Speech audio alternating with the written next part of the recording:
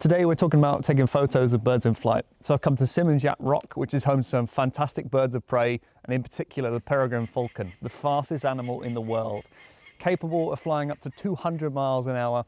So I've got here at dawn. As you can see, the sun is just popping over the hill. Right now, the reason being is that most birds of prey will hunt either at dawn or dusk. So we get some fantastic light, but also we're going to see the birds most active. The only issue with dawn is that it is lower light. So we need a camera that's capable of shooting at higher ISOs that will allow me to push up my shutter speed, which is why I'm shooting today with the Sony a7 III.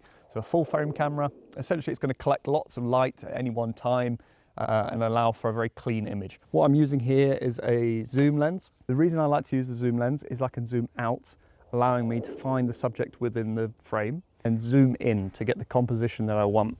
The lens I'm using here is the Sigma 150-600. I really love it. It's cheaper than the Sony alternative, and I do quite like the push-pull mechanism as well in terms of just the speed of finding the subject.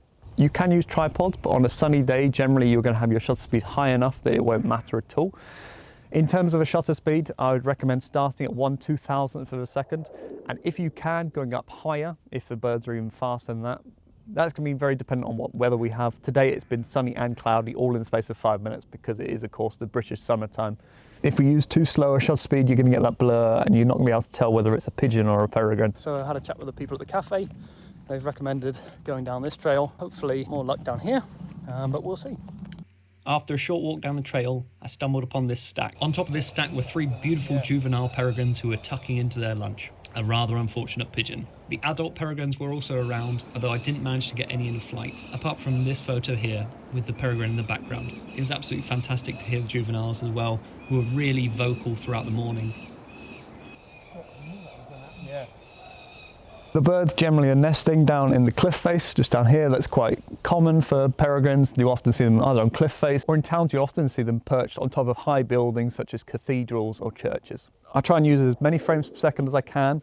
This is 8 that I'll use to still get that real-time tracking. That's the limit of my camera. Some cameras go more, some cameras go less. You just need to know the settings of your camera.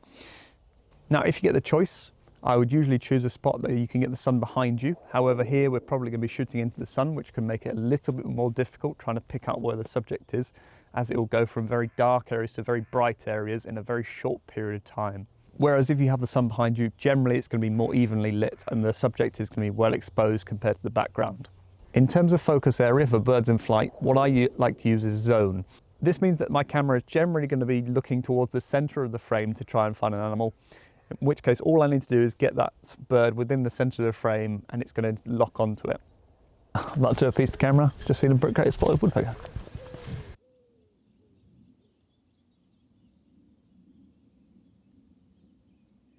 Now, because it's through branches, I'm actually going to use spot focus here instead of zone.